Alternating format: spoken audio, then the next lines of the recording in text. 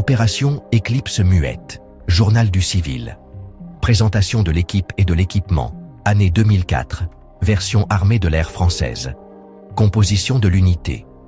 Nous étions 12 au total. 11 militaires des forces spéciales de l'armée de l'air française. Une unité réduite mais taillée pour les opérations de neutralisation en terrain hostile. Et moi, technicien civil rattaché temporairement à l'opération, surnommé Civtech, chargé de désactiver ou saboter des systèmes soviétiques obsolètes mais toujours actifs. La radio m'appelait Beta, c'était un surnom. Moitié affectueux, moitié foutage de gueule. Membre 1, commandante Valkyrie. Rôle, commandement de l'unité, stratégie de terrain, tir de précision, combat rapproché. Spécialité, tir de précision longue distance, Krav Maga, Jiu-Jitsu, Apkido, boxe thaï. Équipement, fusil FN Herstal SCAR-L modifié, Beretta 92 FS, couteau de combat, radio crypté PR4G. Membre 2, adjudant-chef spammer. Rôle, second de l'unité, guide principal, couverture de l'arrière, surveillance du civil, c'est-à-dire moi. Spécialité, orientation montagne, survie, communication radio, transmission des ordres, pédagogie improvisée.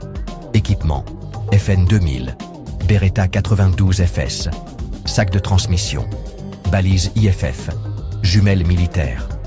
Note personnelle, spammer. C'était mon ange gardien. Littéralement. Il s'est donné le rôle de m'expliquer chaque terme militaire, chaque geste codé, chaque silence tactique. Sans lui, j'aurais été largué. Il traduisait leurs gestes comme un interprète traduit une langue étrangère. Membre 3, Sergent Ghost. Rôle, éclaireur et démineur. Spécialité, explosif, déminage, sabotage, camouflage. Équipement, FNP 90 TR, Beretta 92 FS, kit explosif, C4 Plastex, Claymore, combinaison ghillie partielle. Membre 4, Caporal Chef Scope. Rôle, tireur d'élite. Spécialité, observation, repérage, tir longue distance. Équipement, fusil de précision. E4 2 modifié, FN57, télémètre laser, capteur thermique, trépied. Membre 5, Caporal Eagle. Rôle, spotter, binôme de scope. Spécialité, observation, repérage, correction de tir, couverture à courte portée. Équipement, FN Herstal 2000, radio, trépied léger, sac optique, Beretta 92 FS. Membre 6, Sergent Patch. Rôle, infirmier de combat. Spécialité, médecine de terrain, stabilisation en environnement extrême, extraction rapide. Équipement, FN Herstal P90, sac médical complet, kit chirurgical, Beretta 92 FS. Membre 7, Caporal Switch. Rôle, radio et soutien. Spécialité, communication longue distance, relais satellite, brouillage. Équipement, FN Herstal. SCAR-L, radio HF crypté, mini-drone de reconnaissance, batterie d'appoint. Membre 8, Sergent Ox. Rôle, porteur lourd, soutien-feu. Spécialité, maniement armes lourdes, franchissement, renfort défensif. Équipement, Minimi FN Herstal.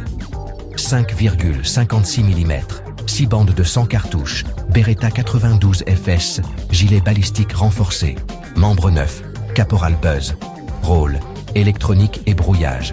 Spécialité, neutralisation électronique, brouillage radar, repérage champ électromagnétique. Équipement, SKRH, antenne HF mobile, laptop durci, Dell Militaire 2004, générateur portatif silencieux, Beretta 92 FS. Membre 10, soldat Lynx. Rôle, guetteur, flanc gauche. Spécialité, vision nocturne, déplacement silencieux, protection de colonne. Équipement, FN Herstal 2000, monoculaire nocturne, grenade fumigène, radio PR 4G. Membre 11, soldat Nova. Rôle, guetteur, flanc droit. Spécialité, couverture rapprochée, réaction rapide. Équipement, FN SCAR-L, pistolet, Beretta 92 FS, kit de camouflage, lunettes balistiques. Membre 12, Civil Beta, c'est moi. Rôle, technicien civil spécialisé en désactivation, hacking de terrain, sabotage soviétique. Spécialité, circuits anciens, court-circuitage d'antennes, de l'ex-Union soviétique, improvisation électrique. Équipement, Beretta 92 FS, 5 chargeurs, caisse outils, 18 kg, multimètre, gants isolants, terminal rudimentaire portable, carnet de repérage manuel. Chacun portait environ 28 à 35 kg de matériel, y compris l'eau, les rations, les munitions et le sac de couchage sous vide. Moi, j'étais le plus léger, en théorie, avec une caisse harnachée dans le dos et un sac technique. Mais je compensais par l'ignorance. Chaque mot, chaque geste, chaque acronyme était un terrain miné. Et Spammer, ce roc, s'était mis en tête de me guider. Quand je te dis en ligne, couverture 12 heures, tu bouges pas, tu scannes devant. Zig, c'est à gauche, zag, à droite. Quand tu entends tango visible, t'ouvres pas la bouche, pigé? Je piguais pas toujours, mais je faisais confiance. À suivre, jour 1, départ de la base, marquage des sacs, arrivée en hélicoptère, première tension avec l'environnement, marche vers l'homme mort numéro 2. Épisode 2, pas attaché mais surveillé, entrée de journal, jour -1, veille de départ, briefing. Pas un mot de trop, pas un sourire. Le colonel nous a lâché le topo en mode bloc de granit, pas de place pour les questions, surtout pas venant de moi. Alors j'ai fermé ma gueule, c'est devenu une routine. Moi, je suis là pour brancher, réparer, observer, pas pour donner mon avis. Autour de la table, les autres hochent la tête. Ils savent ce que tout ça veut dire. Ils l'ont déjà vécu. Moi, j'ai juste regardé Valkyrie, la commandante, et Spammer, mon pseudo-ange gardien en treillis. Ceux-là ont pris une décision que je n'ai pas pu contester. Cette fois, t'es pas attaché. Ni à moi, ni à Spammer, mais tu dors avec l'un de nous deux. Point. C'est tombé comme un coup près. Pas de débat. Je crois qu'ils n'ont jamais vraiment digéré la première mission. Moi, ficelé comme un paquet de ravitaillement dans la tente de Valkyrie. Leur manière à eux de gérer un civil trop mou pour survivre seul. Mais cette fois, j'ai eu ma mini-formation. On m'a appris où viser, quand frapper, et comment ne pas me faire exploser à cause de mes propres outils. C'est pas grand-chose, mais assez pour faire illusion. Et dans leur regard, même si ça ne dure qu'une seconde, j'ai cru percevoir un changement. La nuit est tombée, on a rejoint les chambrées. Silence militaire. Pas de mots, pas de blagues. Juste l'écho d'une respiration maîtrisée. J'ai glissé dans la tente de Valkyrie sans demander. Elle m'attendait déjà. Pas un mot. Elle n'a pas dit pourquoi. Elle ne dit jamais pourquoi. Mais elle s'est simplement tournée vers moi et a lancé « Tu dors là. C'est pas un choix, c'est un ordre. » Et c'est là que j'ai compris. Ce n'est pas par affection. C'est pas par routine. C'est qu'ils ont besoin d'être sûrs. Sûrs que je suis prêt. Sûrs que je ne vais pas être un poids. Ils me surveillent. Mais cette fois, j'ai bien l'intention de leur montrer que je n'en ai plus besoin. Entrée de journal. Jour 0, 4h32. Base arrière. Le jour s'est levé sur un bruit de fermeture éclair et de cliquetis métallique. C'est l'heure des sacs. Et là, on a tous compris que quelqu'un, quelque part, un scribouillard de l'état-major avec son cul bien au chaud dans un bureau climatisé, avait commandé les mauvais sacs. Des matos flambants neufs, trop neufs, et surtout, avec des bandes réfléchissantes cousues comme un drapeau lumineux dans la nuit noire. Spammer a grogné. Font chier les scribouillards et les têtes d'ampoule. Puis, en me regardant avec ce petit air de chien de guerre trop lucide pour son âge. Toi au moins, t'en es une tête d'ampoule. Mais tu fais pas chier. Chez moi, c'est un compliment.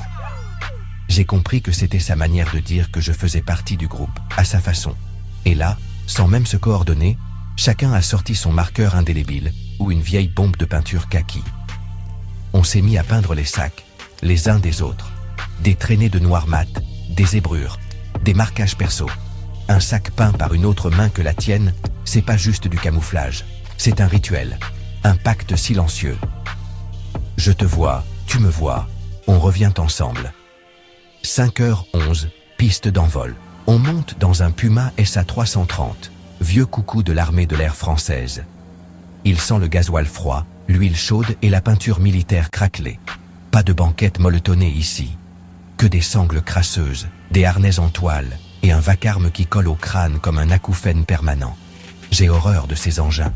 C'est bruyant, instable et ouvert au vent. Mais dans 6 jours, je jure que je supplierai ce machin de rouillé pour qu'il nous ramène. On est tous là. Sac sur le dos, flingue calé entre les jambes. Moi, avec ma caisse à outils renforcée, sanglé comme un bébé dans un berceau militaire. Spammer et Valkyrie m'ont jeté un regard, sans poser la question. Ils savent. À la première mission, ils voulaient porter ma caisse à tour de rôle, comme une offrande fragile. Mais maintenant, je la garde. C'est mon fardeau. Et apparemment, ça leur plaît. Spammer a balancé. C'est plus un scribouillard ce mec. C'est notre technicien à nous. Et il ferme pas sa gueule. Mais au moins, il chouine pas. Ghost a lâché un petit rire sec. Ouais, pour une fois qu'on en escorte un qui chiale pas, je le garde. Et j'ai souri, malgré moi. Moi, le civil. Le technicien parachuté dans un monde qui pue la sueur, le métal brûlé et les décisions irréversibles. Le rotor s'emballe, le sol s'efface. L'ombre du puma nous emporte vers l'inconnu. Entrée de journal. Jour 1, 17h46. Quelque part dans le Tadjikistan, à 2800 mètres. La zone de largage. C'est le mot qu'ils ont utilisé. Mais moi je dirais plutôt zone de dépôt d'ordures avec jambes. Croyez-moi, ils m'ont littéralement jeté du cercueil volant. Pas de cérémonie, pas de attention à la marche. Un petit accroche-toi, un coup de sangle dans le dos et boum, la terre. Et pourtant, je vous jure, je préfère le froid glacial des montagnes à cette foutue boîte de conserve en l'air. Les hélicos, je déteste ça, y a rien à faire. Je préfère me geler les doigts que perdre mes tripes sur un vol haché à 800 mètres. On marche, et on remarche. Sac sur le dos, souffle dans le vent, silence dans les rangs. Le terrain est instable, caillouteux, sec, avec ses brises glaciales qui coupent comme des lames. Les gars tracent. Moi je suis. Pas un mot. Vers la tombée de la nuit, tout bascule d'un coup. Je me prends un plaquage de rugby version commando. 2 poids lourds me mettent au sol. Spammer et Ghost. L'un me fout la main sur la bouche, l'autre me bloque l'épaule, silencieux. Pas une attaque. Un mec, un seul. En bas, entre les rochers, à moins de 30 mètres, un type en train de pisser contre un arbre. Pas un pro. Vieille AKM soviétique à l'épaule, tenue pas réglementaire, et assez de chargeurs accrochés sur lui pour faire la guerre du Golfe à lui tout seul. Mais il chante fort, et il pue l'alcool jusque dans nos narines. Un pillard, ou un rebelle à 2 balles. Un civil armé jusqu'aux dents par un réseau qui fait pas le tri entre les cinglés et les stratèges. On a eu du bol monumental. Il nous a pas vus. Même Ghost a retenu son souffle. Et quand lui, il flippe, c'est que c'est vraiment chaud. Il a fini par s'éloigner, zigzagant dans la pénombre comme un chiot saoul. On a attendu 20 minutes. Puis on a recommencé à marcher, en silence, encore. Même la nuit, on avance. Et puis, Spammer l'a vu en premier. Une grotte, discrète, à flanc de falaise. Un repli naturel, assez profond pour qu'on s'y glisse à 12, et pas trop humide. C'est là qu'on a bivouaqué. J'ai dormi contre la paroi, ma caisse en guise d'oreiller, enveloppée dans un duvet qui sentait le vieux cuir et le sable chaud. Valkyrie a dormi non loin, entre moi et l'ouverture. Le FNP 90 à portée de main. Et Spammer a pris le premier tour de garde, bien sûr. Mon ange gardien, comme toujours. Il m'a dit en chuchotant avant que je m'endorme. Bienvenue en opération, Siftek. Tu causes trop, mais tu tiens la route. Et j'ai fermé les yeux. Épisode 3. Homme mort 2, entrée de journal, jour 2, 5h58 quelque part entre 2 rochers, et l'oubli. On fume pas ici. Et Dieu sait que j'ai envie d'une clope. Pas pour le goût, pour la pause mentale, pour dire « Putain, on est en vie ». Mais non. La nuit, une clope, c'est un phare à 3 km. Un mégot, c'est une invitation à se faire canarder dans une grotte qu'on croyait planquée. Et même la journée, on fume pas. Pas question de laisser une trace de français derrière nous. Pas même un filtre imbibé de nicotine. Ghost dit que même l'odeur du tabac froid trahit un con. Il a raison. Le matin, on se lève sans réveil, sans bruit, comme si on avait tous le même horloge interne câblé au stress. Un biscuit sec, une gorgée d'eau filtrée. Et on repart. Une autre demi-journée à grimper, descendre ramper, contourner. Le soleil tape le froid griffe. L'altitude tape la tête. Les sacs, même peints avec amour, commencent à s'enfoncer dans les épaules. Mais on dit rien. On trace. Vers 15h, Spammer chuchote un mot qui résonne comme une alerte silencieuse dans le groupe. Objectif 1. Homme mort 2 en vue. Un vieux relais tactique enterré, planqué dans la roche abandonnée par les Russes, repris, puis modifié. Sauf qu'ils l'ont réactivé. Et maintenant, C'est devenu une balise de communication furtive cryptée, autosuffisante, et connectée à un autre objectif qu'on va devoir faire sauter plus tard. Et là, c'est à moi de jouer, enfin, de bidouiller. Je m'approche, en rampant. Valkyrie me couvre, FNP 90 à l'épaule. Spammer m'explique encore une fois dans son jargon de bourrin ce que je suis censé faire. Je traduis en tête, pète-le. Fais en sorte qu'il parle plus, et qu'il prévienne personne. Je prends mon pistolet à impulsion prototype français à l'ancienne, un machin lourd, chiant, à calibrer mais parfait pour griller des circuits. Un bruit sec. Pof. L'antenne clignote, vibre, crie un court bip synthétique, puis meurt en silence comme une bête qu'on étouffe proprement. C'était un test, mon baptême technique, et j'ai pas foiré. Même Ghost m'a regardé en hochant la tête. Pas un mot, mais ça voulait dire pas mal le civil. Pourquoi Spammer me tape le casque? Entrée de journal. Jour 2, 20h23 dans la grotte, bivouac numéro 2. Le feu est interdit, alors on mange froid. On parle à voix basse. On écoute surtout. Les craquements dehors. Les pierres qui roulent trop lentement. Les soupirs qu'on camoufle. Le froid nous ronge. Mais on dit rien. Jamais. Moi je fixe mon sac, les doigts engourdis. J'ai encore un peu d'adrénaline dans les veines. Premier objectif pété. 0 bavure. Et j'ai compris un truc ce soir. Spammer s'est assis à côté de moi, pas comme d'habitude. Pas en surveillant l'entrée, pas en nettoyant son arme ou en bouffant son paquet lyophilisé. Il s'est installé, calme, les yeux dans le vague. Puis, il m'a tapé doucement à l'arrière du casque, moins fort que d'habitude. « Tu veux savoir pourquoi je tape ton casque, petit ?» J'ai pas répondu. Il sait que je veux savoir. Il m'a regardé. Et pour une fois, il a parlé lentement. « Toi, t'es pas des nôtres, et t'es là. On t'a pas choisi, mais on t'a pas rejeté. Et tu fais ce que t'as à faire. Et t'écoutes. J'en ai vu d'autres civils de la tech. Les types bien sapés, l'air malin, qui comprennent tout, sur un tableau blanc. Mais ici, c'est pas des équations, c'est du terrain. C'est la neige, les odeurs, le silence qui gueule, les chiens qui flairent et la pierre qui saigne. Le dernier scribouillard que j'ai escorté, il a pas compris à temps. Il a voulu faire le malin. Un câble mal branché, un bip de trop, une antenne mal désactivée. Il a pas entendu l'alerte. Moi si. Mais lui, il a pris la balle. Dans le dos. Parce qu'il s'est retourné pour dire « C'est bon, j'ai fini ». Il marque un silence, puis il me tape une nouvelle fois sur le casque. Cette fois, très doucement. « Alors ouais, je te tape le casque. Je te parle comme un débile. Je traduis chaque putain de mot qu'on dit dans l'équipe. Et je gueule. Parce que je veux pas perdre un autre scribouillard. Surtout pas un qui ferme sa gueule, qui tient sa caisse, qui regarde autour, et qui capte vite. Moi j'ai rien dit, mais j'ai compris. Ce soir-là, j'ai compris pourquoi il était mon ange gardien, et j'ai pas eu besoin de clope. Crédit, texte original par auteur inconnu ou à compléter. Épisode 4, la première vraie embuscade. Jour 3, 16h17. Ligne de crête, vers objectif 2. On avançait en ligne brisée, espacement de 15 mètres entre les binômes. Pas un mot. Pas une radio ouverte. Le vent soufflait juste ce qu'il faut pour recouvrir nos pas. Moi, j'étais entre Spammer et Valkyrie, comme toujours. Ghost fermait la marche, le silencieux en alerte. Et devant, Lame et Diesel ouvraient, comme des chiens d'arrêt. À ce moment-là, on pensait encore que c'était juste un putain de camp logistique. Un relais. Des mecs mal équipés qui picolent et jouent les miliciens dans les montagnes. Mais à 16h17, le monde a changé.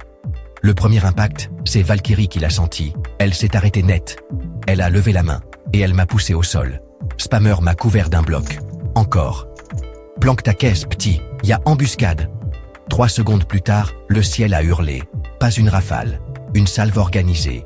Du feu croisé. 2 pointes de tir, bien planquées dans la roche. Pas des clodos, pas des paysans avec des AK rouillés. Des pros. Des filles de chiens entraînées. Mercenaires. On a répondu. En ligne. Coordonné. Propre. Chirurgical. Lame a décroché. Valkyrie a pris le flanc. Diesel a basculé en soutien. Et moi j'ai rampé jusqu'à une anfractuosité de la falaise, le cœur dans la gorge, pendant que Spammer vidait son chargeur sur une crête invisible à l'œil nu. 3 minutes de feu. Puis le silence. Un silence trop propre. On a retrouvé 3 corps. Tous en tenue panachée, sans insigne, sans drapeau, avec du matos dernier cri. FN Airstyle modifié. Lunettes thermiques dernier cri. Comms crypté. Et surtout, des clés USB planquées dans des chargeurs vides. Pas des couillons, pas des soldats, des loups, des prestataires. Spammer a craché au sol. Il a dit « Ces enfoirés, c'est pas juste des passeurs, c'est du lourd. Et ces trucs-là ?» Il secoue une clé USB sale de sang. Ça, c'est du chiffrement militaire, et pas du local. On a compris. Ces sites, c'est pas que pour stocker des flingues. Ils les louent à des factions, à des armées, à des cartels, pour du cryptage, pour faire transiter des données invisibles. Le terrain, c'est juste le camouflage. Les montagnes sont juste la couverture physique de la guerre numérique.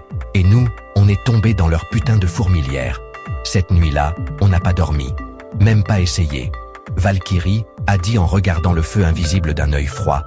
Ce soir, on vient de déclarer une guerre qu'on savait même pas qu'on menait. Des clés, du sang et un secret soviétique, jour 4, 7h30, planque de fortune, vallée des 3 crêtes. La nuit a été courte, une veille tournante, des silences trop lourds, et ce foutu vent qui sifflait comme un cri de bête blessée. Moi, j'ai pas fermé l'œil. Pas par peur, non. Par obsession. Les clés USB. 3. Ramassées sur des cadavres de professionnels sans écusson. 7h30. Spammer me pose sa main sur l'épaule. C'est ton moment, petit. Montre-nous pourquoi t'es là. Je sors la vieille tablette Dell durcie, modèle militaire 2002. Un vieux croiseur de l'ère Windows XP, mais modifié par mes soins.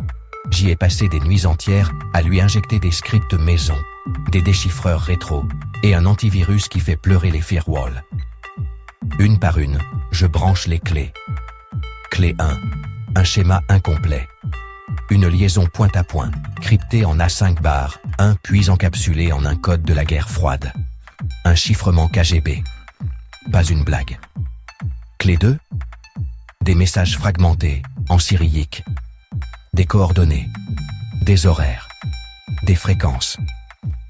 Mais surtout, une structure de code qui servait aux transmissions sécurisées du commandement stratégique russe. Bordel, c'est du Grau. Je souffle sans réfléchir. Grau, direction principale des fusées et de l'artillerie soviétique. Le genre de protocole qui pilote les missiles. Le genre de système qui ne devrait jamais sortir d'un bunker. J'ai levé les yeux. Valkyrie, penchée derrière moi, a sursauté. Pas un grand geste, juste un hoquet. Mais venant d'elle, c'était un séisme. T'es sûr? Elle a chuchoté, mais tout le monde a entendu. Spammer s'est accroupi. Il m'a tapé derrière le casque, comme toujours. Mais cette fois c'était plus fort. Pas une moquerie, une alerte. Répète, petit. C'est quoi ce bordel? Je tremble un peu. Je pointe l'écran, les chiffres, les blocs codés. Et je dis, presque à voix basse. C'est pas du matos de contrebande. C'est pas du chiffrement civil. C'est un système de coordination nucléaire. Et à l'état dans lequel est la Russie aujourd'hui. Si ça tombe entre de mauvaises mains, ça peut foutre le feu au monde. Silence. Même Diesel a arrêté de mâcher son bâton. Même Ghost a desserré sa prise sur son chargeur. On s'est tous regardés. On avait compris une chose. On n'était pas en mission. On était en train de marcher sur une bombe nucléaire désossée. Et le monde n'était même pas au courant. Préparatifs pour l'antenne principale. Jour 4, 9h12, planque de fortune, vallée des 3 crêtes. Le vent s'est levé. Et avec lui, quelque chose d'invisible, de lourd. Pas la peur. Pas encore. Le pressentiment. Briefing improvisé. Autour de la carte, dépliée sur une caisse de munitions, c'est plus le même ton. Même Ghost ne rigole plus. Diesel garde sa clope coincée dans la bouche, allumée, mais oubliée. Nova note tout en silence. Patch fixe le ciel. Spammer remonte ses gants, comme pour se préparer à cogner Dieu. Je lance la première salve. On a un nom. Un site. Object 812K. Ancien site de tockage, d'après la traduction. C'est pas clair. Mais si les Russes ont codé ça ainsi, c'est que c'était clandestin à l'époque. Même pour eux. Tockage. Ça sent la préparation à l'embarquement d'engins nucléaires. Chargement. Activation. Stockage profond. Et aujourd'hui, probablement oublié, partiellement effondré, ou squatté par des illuminés. Objectif, antenne principale. L'antenne relais qu'on doit infiltrer serait le centre de communication entre les bunkers et les systèmes de déclenchement. Si elle fonctionne encore, elle peut réveiller un protocole d'alerte nucléaire. Et le pire, elle est toujours active. On l'a confirmé via un spectre radio capté par Nova pendant la nuit. Elle pulse. Toutes les 4 minutes. Un souffle régulier, comme une horloge oubliée, comme un cœur qui bat encore. Plan d'approche. Le détail des préparatifs. 1. Tech. Bricolage électronique. Je démonte tout ce que j'ai. Tablette XP modifiée, reliée à un vieux modem satellite. Un relais d'interruption RF à bande variable. 2 cartes Arduino planquées dans un paquet de rations. Objectif. Injecter un parasite de communication dans la boucle de l'antenne pour que si elle tente d'émettre, on puisse lorer le signal, ou au moins le freiner. Nova m'aide à souder un câblage court-circuité à détonation thermique. Un plan B, cramer l'émetteur, on l'appelle déjà le baiser de l'éclipse. 2. Valkyrie, coordination de l'assaut. Elle redessine le terrain autour de l'antenne principale, avec une rigueur clinique. 3 entrées possibles, une rampe de maintenance obstruée, un accès technique ventilé, vertical, un couloir principal, probablement piégé. Chaque binôme reçoit son rôle, Ghost et Diesel, sécurisation externe, couverture, extraction rapide. Spammer et Patch, neutralisation des défenses internes. Nova et moi, pénétration du centre de commande. Elle reste en supervision tactique, radio branchée sur 3 fréquences. 3. Patch, artificier du désespoir. Patch assemble ses petits cadeaux, charges à effet dirigé. Mines à impulsion contrôlée. Grenades incapacitantes modifiées. Capacité visuelle réduite, fumée froide. Il est dans son monde. Mur de concentration. À la fin, il lève les yeux et dit simplement « On entre, on coupe les nerfs. Si ça gueule, c'est que j'ai raté. » 4. Spammer, maître du chaos numérique. Il dresse une tour improvisée avec une antenne bidouillée et un vieux micro-ondes. C'est son brouilleur maison. Nom de code, Tinnitus. Une saloperie à large spectre qui rendra tout canal audio inutilisable dans un rayon de 40 mètres pendant exactement 9 minutes. Assez pour semer la panique, pas assez pour foutre en l'air ton scan, tech. L'instant avant. On termine les préparatifs. Les harnais sont ajustés, les armes vérifiées. Les dernières cartouches marquées au feutre. Je glisse dans ma poche la 3e clé USB, celle qui n'a pas encore parlé, mais je sais qu'elle le fera. Dans ce bunker, devant cette antenne, peut-être quand il sera trop tard. Nova pose sa main sur mon épaule. Elle me fixe droit dans les yeux. On a tous une dette envers le monde. Ce matin, c'est nous qui payons. Je souffle. Le vent a tourné. 7h59. Top départ dans 60 secondes. Objectif. Pénétrer l'antenne principale. Mission. Trouver ce qu'elle sait, ce qu'elle cache, ce qu'elle peut réveiller. Parce que si une bombe soviétique existe encore, c'est ici qu'on lui parle. Jour 4, 8h03, en route vers l'antenne. Ils me les ont tendus un à un. Les chargeurs de Beretta 92 FS. Spammer en a même essuyé un contre sa manche avant de me le filer, comme si c'était une offrande rituelle. Tiens, petit, t'as la main plus sûre que nous aujourd'hui. Valkyrie n'a rien dit. Elle s'est contentée de fixer la pile qui montait dans ma besace tactique. 35 chargeurs. Un de plus récupéré sur un ancien, un mort resté au bord de la route hier soir.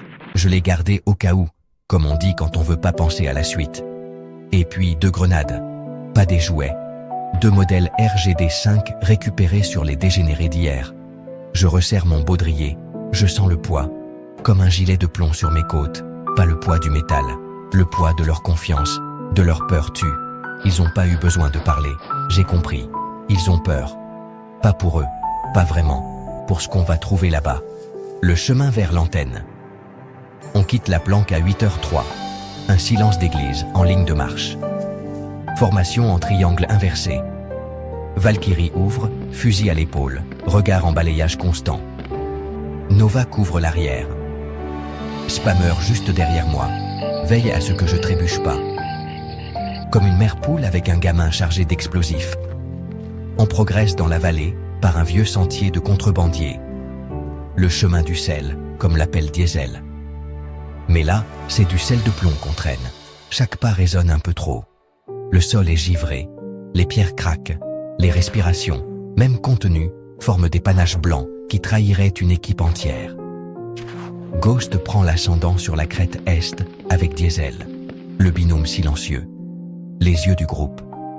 Nova capte une fréquence parasite à 8h24. Juste un bip, puis un autre. Régulier. 4 minutes d'intervalle. L'antenne parle encore. Elle murmure. Je hoche la tête. Mon sac pèse comme si j'y portais un cœur nucléaire.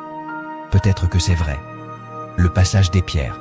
Vers 8h37, on atteint la faille. Un passage rocheux, effondré sur les 2 tiers. On doit ramper.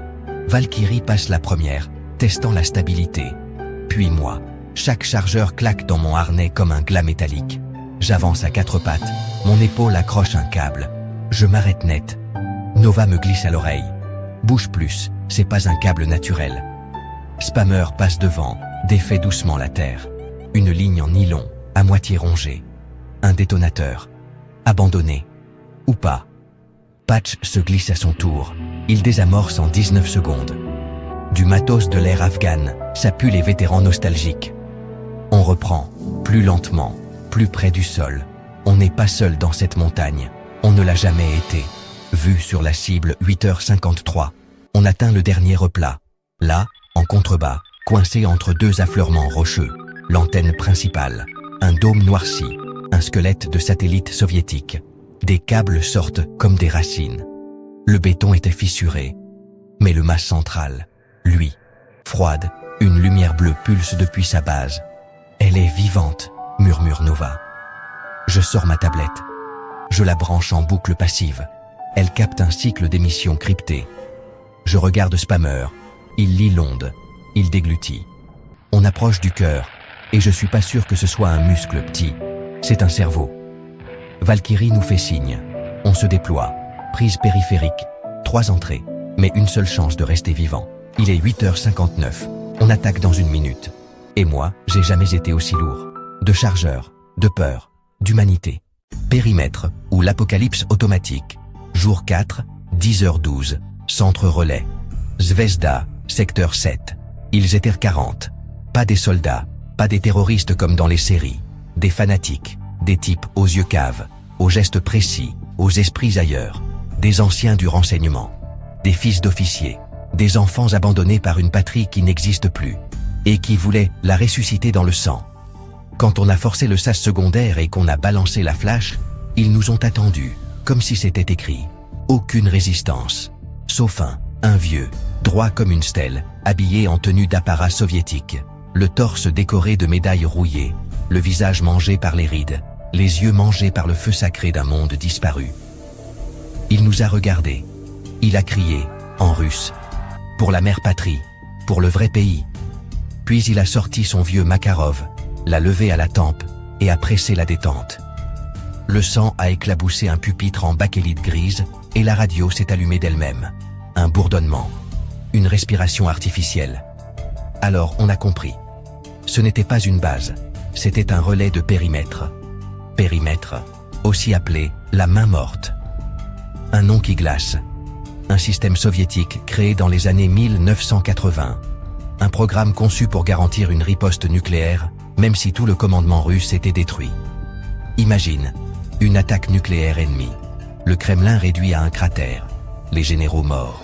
Les moyens de communication pulvérisés. Alors périmètre s'allume. Un réseau souterrain de senseurs, de relais, de calculateurs dormants. Et s'il ne reçoit aucun ordre humain, il riposte. Automatiquement, il envoie l'ordre de tir à tous les silos. Il lance l'apocalypse. Ce que ces dégénérés nostalgiques avaient prévu, c'était d'activer un vieux relais dormeur. De couper manuellement les signaux entre ce site et Moscou. Et de simuler l'anéantissement de l'état-major russe. Pas en faisant sauter une bombe locale. Non. En faisant croire à périmètre qu'une première frappe américaine avait annihilé le cœur du pouvoir. Et donc, que la riposte était justifiée. Une mort par automation, un suicide par nostalgie. Et le plus terrifiant, ça aurait pu marcher. La Russie, aujourd'hui, est fragmentée. Des postes militaires à l'abandon, des relais dormants, oubliés dans les montagnes. et des vieux codes qui circulent encore sur des disques durs poussiéreux. Ils avaient tout. Les fréquences, les anciennes chaînes de chiffrement, les accès et surtout la haine. On a pris ce relais à temps, mais un schéma dans l'ordinateur du vieux montre qu'il préparait 3 autres déclencheurs, des points de rupture, des goulets de conscience, comme il les appelait. 3 endroits qui, s'ils ne répondent pas à une série de pings, déclenchent le scénario de riposte. Comme des doigts morts posés sur un bouton rouge. Il ne s'agissait plus de désamorcer une bombe. Il fallait désamorcer une mémoire. Un héritage de paranoïa programmé pour enterrer l'humanité, parce qu'un algorithme le juge nécessaire. Maintenant tu comprends pourquoi j'avais 35 chargeurs. Pourquoi ils m'ont laissé les grenades. Pourquoi personne ne souriait. Parce qu'on ne combattait pas des hommes. On combattait les fantômes d'un monde qui refusait de mourir. Et ce monde, il avait encore des dents. Crédit, script original fourni par le client. La machine qui voulait mourir avec nous. Jour 4, 10h32, centre relais. Zvezda, salle de contrôle périmétrique. On a tourné le dos 30 secondes, le temps de scanner un disque, de décrypter une ligne de code, de souffler un peu. 30 secondes. Et dans ce laps de temps, ils se sont tous tirés une balle. Parfois 1 à 1, parfois à 2, se tenant la main. Un dernier regard à leur patrie imaginaire. Un suicide collectif, méthodique, silencieux. Pas un cri, pas un hurlement, juste le claquement froid de dizaines de Makarov et une odeur métallique insupportable. Puis la radio a craché. Une transmission cryptée militaire, venue directement du renseignement russe. Traduit par notre interprète, puis confirmé par le satellite de Gorgone. 2 autres relais, neutralisés. Et puis, la voix de colonel Gorgone, d'ordinaire sèche comme la craie, rigide comme un garde à vous, a craché cette phrase. Il y a un cratère à la place des montagnes, maintenant. Et là j'ai compris, pas besoin de dessin. Les Russes avaient vitrifié les 2 autres sites. Missiles balistiques ou drones hypersoniques, peu importe. Ils avaient rasé les zones. Trop tard pour négocier, trop dangereux pour hésiter. Mais en faisant ça, ils ont déclenché l'inacceptable. Une sirène, basse fréquence, un grondement sourd, comme une bête qui s'éveille. Sur les écrans de la salle de relais Zvezda, des lignes de code se sont mises à défiler toutes seules. Des liaisons satellites s'ouvraient, des fréquences militaires obscures se réveillaient. Et surtout, un compte à rebours de 15 minutes. Périmètre venait de passer en phase 1. Mode, évaluation de silence global. En clair, le système venait de détecter l'absence de réponse depuis ses relais secondaires. Et en l'absence d'interruption humaine dans les 900 secondes, il enverrait le signal de riposte nucléaire globale. Pas une bombe. Toute la putain de doctrine nucléaire russe. Des sous-marins, des trains, des silos dormants, des avions d'alerte. Tout. On était dans un bunker oublié, face à une IA soviétique à demi consciente, construite pour ne jamais douter, et entraînée à croire que le silence est la mort. Et elle allait tirer. Le silence dans la salle était assourdissant. Même Diesel n'osait pas mâcher. J'ai levé les yeux, Valkyrie m'a fixé, Spammer m'a tendu une cigarette sans l'allumer. Et Gorgone, dans notre oreillette, avec la voix la plus grave qu'on lui connaissait, a simplement dit « Vous avez 12 minutes. Faites que ça suffise, ou on est déjà mort. » À ce moment précis, j'ai su que c'était à moi, un clavier soviétique, un protocole d'identification post-mortem, et une IA qui n'obéissait plus à personne, sauf à ses cauchemars. Mentir à un dieu mécanique. Jour 4, 10h41, salle de contrôle, Zvezda, périmètre en mode évaluation. On avait tout essayé. Les codes, les chaînes de validation biométrique, les fausses clés d'officiers russes que l'antenne avait captées, les scripts, les interruptions d'exécution, même un kill switch hardware. Rien. Périmètre était en alerte. Et il n'écoutait plus personne. Il tournait en boucle dans sa logique de mort. Silence, attaque, absence de l'état-major, destruction, protocole final, réplique. Et il restait 9 minutes. J'étais planté devant lui, un clavier en cyrillique, un affichage à tube cathodique, un putain d'ordinateur nucléaire des années 80.